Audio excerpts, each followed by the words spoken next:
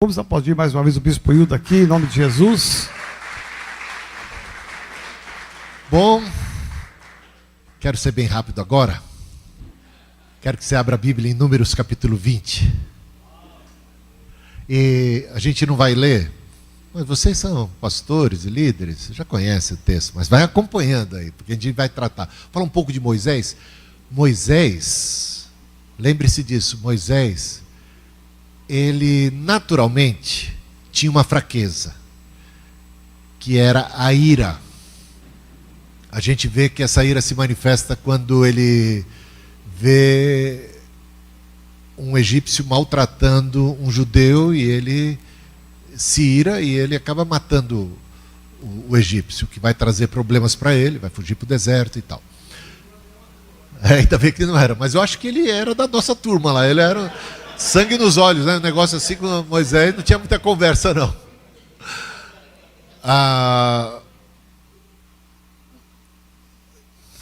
Ele também parece ter demonstrado essa ira quando ele desce do Monte Sinai com as tábuas da lei e o povo está adorando o bezerro. Você lembra a atitude? Ele quebrou as tábuas da lei. Então, Moisés tinha esse ímpeto mais intempestivo, o pavio mais curto, só que o Espírito do Senhor trabalhou na vida de Moisés, de modo que ele passou a ser uma pessoa mansa. Inclusive, se você conhece bem a história de Moisés, você vai ver vários episódios em que Moisés age com uma mansidão que não lhe era natural, como um dom do Espírito Santo, como um dom. Ele foi considerado um homem manso. O povo pecava, mesmo naquele episódio adiante, né? Deus quer destruir o povo e Moisés fala assim, não, Senhor, então destrua a mim.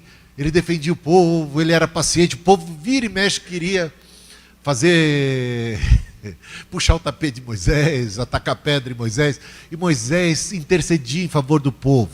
Ele tinha muita paixão pelas vidas, por aquelas vidas. Então ele desenvolveu mansidão, era uma pessoa sensível, se tornou uma pessoa amável, sensível e tal, até que nós chegamos no capítulo 20. Aquilo que se tornou uma virtude na vida de Moisés, ele passou a ser conhecido por ser um homem manso. Agora, no final da vida, quando ele está para receber nota 10 e entrar na Terra Prometida e tudo mais, capítulo 20 de Números, o que acontece aqui? Acontece que o povo, pela milésima vez, está murmurando contra Moisés e Arão, está reclamando da falta de água, e Moisés vai consultar a Deus. Moisés já está por aqui com o povo, já perdeu a paciência, vai ver isso nitidamente. Então, ele espera que Deus agora, fala, Deus, agora o senhor deve estar que nem eu, cansado desse povo, está na hora de pesar a mão e botar para quebrar com esse povo ingrato, com esse povo que só reclama, só murmura e tudo mais. E aí, só que surpreendentemente ele recebe de Deus uma palavra que se encontra aqui nos versículos, você pode pegar o versículo 7, e o Senhor disse a Moisés, pegue a vara e com seu irmão Arão reúna a comunidade diante desta, ou seja, da vara, e fale a rocha, e ela verterá água. Vocês tirarão a água da rocha para a comunidade. Você vai perceber que Moisés não gostou muito das orientações de Deus. Deus estava agora dizendo para Moisés, Moisés, esse povo que está com pedra nas mãos, esse povo que está conspirando contra você, esse povo que quer te matar, dá água para esse povo beber.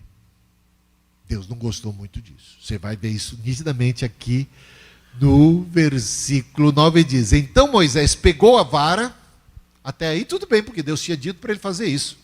Pegou a vara, né? Veja, versículo 9. Então Moisés pegou a vara que estava diante do Senhor, com este, como este lhe havia ordenado. Muito bem, servo bom e fiel. Moisés e Arão reuniram a assembleia. Muito bem. Em frente da rocha. E Moisés disse. Aí Moisés faz um discurso. Deus falou para Moisés fazer algum discurso? Ainda mais desse tipo. Escutem, rebeldes. Será que teremos que tirar a água dessa rocha para lhes dar? É isso mesmo que nós vamos fazer agora? Será que temos que fazer isso? Ele está por conta com essa ordem de Deus. Ele não queria dar água para esse povo. Justo esse Moisés que ao longo de... Você vê, olha como está difícil. O momento é complicado para Moisés. Ele não queria dar água. Ele estava irado com o povo. Tinha perdido a paciência. A gente vai tentar entender por que de tudo isso. Escutem, rebeldes, será que teremos que tirar água dessa rocha para lhes dar? Então Moisés ergueu o braço e bateu na rocha. Quantas vezes? 2 vezes. Deus falou, fala com a rocha. Reúne o povo. Não fala com o povo. Não resmunga. Não condena. Não se dirige ao povo. Se dirige à rocha e fale com ela e ela dará água para o povo. Povo que não merece água, concorda comigo? Até aí a gente entende muito bem essa ira de Moisés. Ou não entende essa ira de Moisés? Entende. A gente é solidário com Moisés. A gente acha até que Deus pegou pesado com Moisés aqui, não é verdade? A gente está com Moisés e não abre, não é não? Estamos com você, Moisés. Mas é interessante que ele parece ter perdido a compaixão pelo povo, a sensibilidade pelo povo, não se colocou mais no lugar do povo como ele costumava fazer até então. O que mudou? E agora que ele está velhinho, agora que ele está prestes, inclusive, a morrer, né? Ele já está no final da sua jornada. Que interessante, ao longo de 40 anos, quanta paciência, quanta misericórdia, quanta compaixão, quanta intercessão, quanto serviço, quanta vida dedicada a um povo. Ah, meus irmãos, eu vou aqui apontar talvez algumas razões, e a primeira delas é, será que Moisés não estava se sentindo frustrado com o seu trabalho, com o seu ministério? Falou, olha no que deu o meu ministério. Depois de 40 anos dedicado a esse povo, e olha o resultado aí. Não mudou nada, está como no princípio, continuam os mesmos, não cresceram espiritualmente, não avançaram. Olha que desgrama de congregação que eu tenho, no final das contas. Então, bom, eu tenho uma experiência, você sabe que eu gosto de contar a história, né? Então vou ter que contar mais uma. Então, aconteceu lá na Record, aí o Cacá já tinha se convertido, um dos amigos, aquele que eu levei no primeiro, no acampamento, que só zoou no acampamento. Nos 3 acampamentos primeiros que eu levei, ele só zoou, ele e o primo. O primo até hoje não se converteu, mas o Cacá se converteu no 4º acampamento que nós levamos ele. E é crente até hoje e tal, uma família.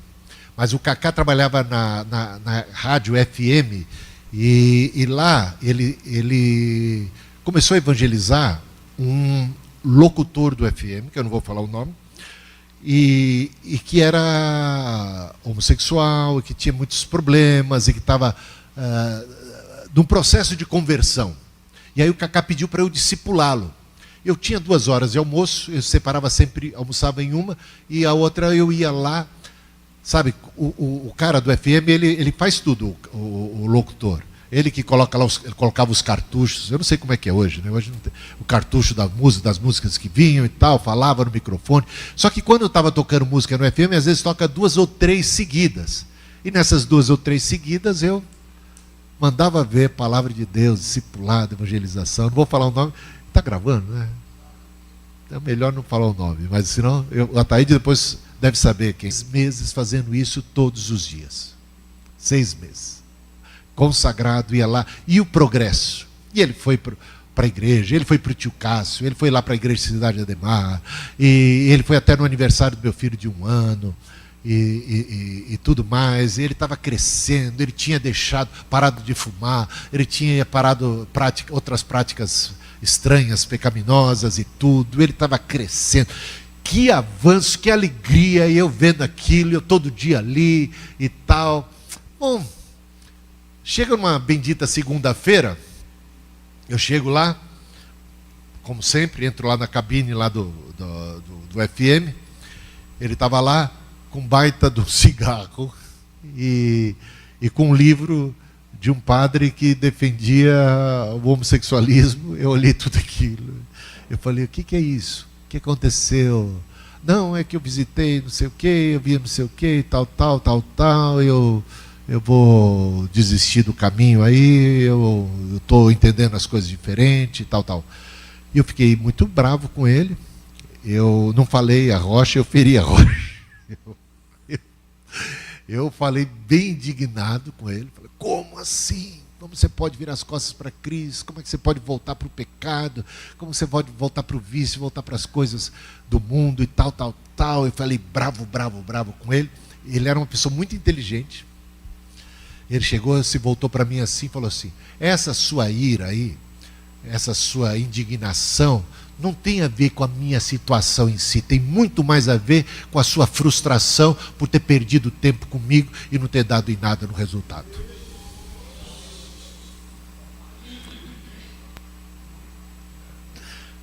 Mas é claro que não. Você sabe como eu te considero. Eu, claro, tentei me safar. Até hoje eu não sei direito o quanto ele estava certo ou não. Eu acho que as coisas na vida são muito complexas, né? São muito complexas. E de fato eu estava frustrado com o resultado do meu esforço, mas ao mesmo tempo eu ainda gostava dele, queria bem a ele, estava preocupado com a situação dele e com a alma dele, mas o quanto é que nós estamos com paixão pelas almas, o quanto o nosso ministério gira em torno de outros interesses, ou de outras motivações, ou de outras coisas, ou quanto é o nosso desempenho que está em jogo, é o nosso traquejo.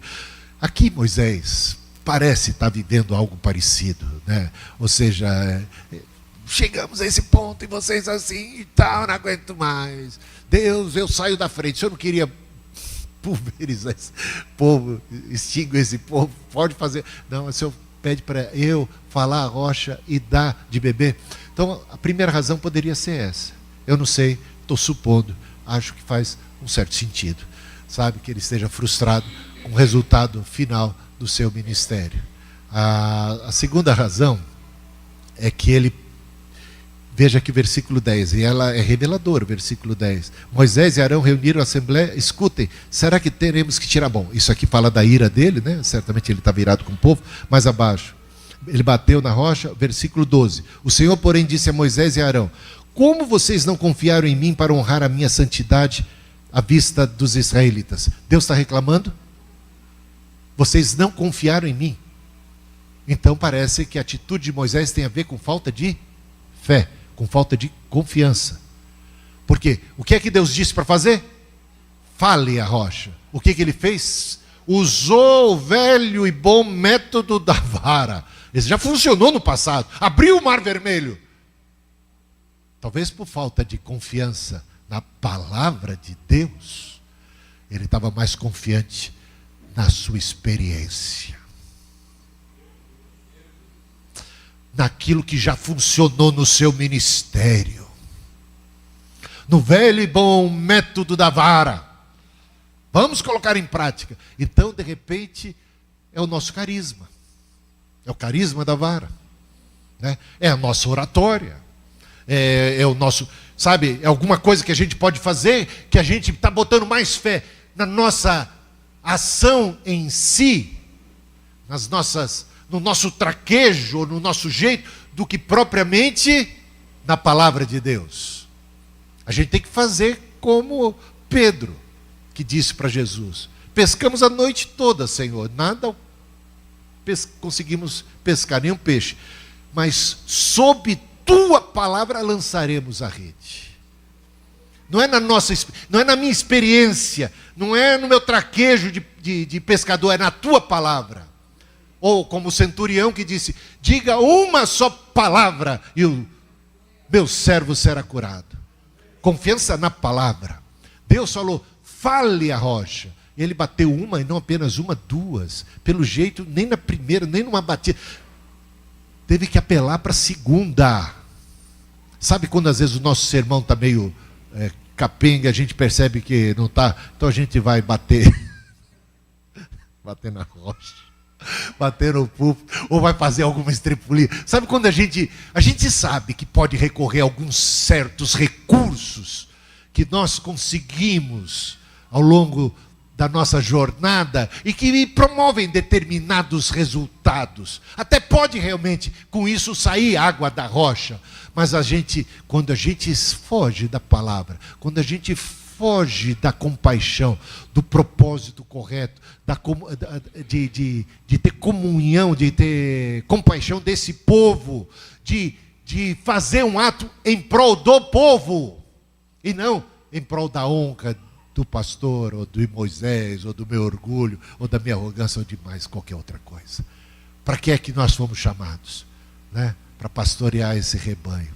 Então, sem nenhum outro interesse, sem nenhuma outra intenção. Essa é a nossa vocação. Então, teria isso, eu poderia me estender mais e mais, mas tem o ponto da ira, que era um ponto fraco, se tornou ele um homem forte, se tornou um ponto forte a sua mansidão, mas agora ele incorre num velho pecado. Às vezes a gente tem que tomar cuidado com aquilo que já era uma fraqueza inata nossa, meio predisposição, porque mesmo que a gente já tenha superado, a gente pode e corre o risco de cair novamente nessa falha. E tem um caso assim, com isso eu termino, tem uma situação em que eu era superintendente, ainda não era bispo, superintendente de um concílio, e tínhamos um pastor que estava em disciplina, porque ele tinha tentado dar um murro no final de um concílio, num outro homem, que era também da liderança da igreja, por uma rivalidade qualquer, digamos assim. E chegou a esse ponto de briga, então ele ficou em disciplina, e eu liderava esse processo disciplinar. Tínhamos pessoas muito mais experientes que eu, era um jovem superintendente, ainda bem. Eu já tinha tentado de tudo, aconselhamento, conversa, mas ele era muito sincero. E isso era bom, pelo menos. Ele dizia assim: gente, eu não estou arrependido, eu estou arrependido de não ter acertado o murro nele. Eu ainda quero matá-lo, se vocês querem saber. Eu tenho ódio. Eu queria que ele morresse. Se eu pudesse, eu o matava. Esse era um pastor muito respeitado no nosso meio. E com excelentes serviços prestados, de um homem, até então, de uma honradez, né? De um caráter assim, irretocável. Mas agora está nessa. E ele era bem franco. Na nossa comissão ele estava prestes a ser completamente excluído. E ele dizia isso e reafirmava depois de tantos e tantos encontros. Aí chegou um dos anciãos, um dos pastores que faziam parte dessa comissão, mais idosos e respeitados. Ele se levantou. Eu não vou chegar perto do Joel para não intimidar. Vou chegar perto aqui do Rodrigo aqui, ó. Chegou para o pastor, estava assim, então, um círculo, em volta de uma mesa. Ele chegou assim: fulano de tal, você não tem o direito de ter ira e ódio no seu coração. Você foi lavado e redimido pelo sangue de Jesus. E chamado para amar e não para odiar. Disse desse jeito. Um pouquinho melhor do que eu, que ele era mais contundente. Um vozeirão que você reconheceu pelo... A imitação não foi tão ruim, né? Foi tão ruim. Ele já sabe quem era. Ó. O homem tremeu na base, caiu num choro profundo, se quebrantou, clamou por misericórdia, orou, pediu socorro, ajuda. Todo mundo se... E ele foi curado. Ai, finalmente. Graças a Deus tinha alguém mais experiente que eu que pudesse ter essa autoridade para fazer o que eu era incapaz de fazer naquela oportunidade. Moisés, você não tem o direito de se irar assim contra esse povo.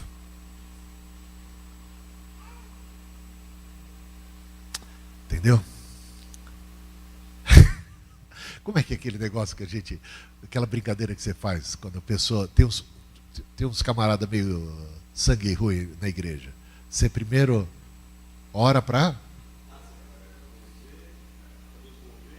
Primeiro para Deus mover o coração. Move o coração, Senhor.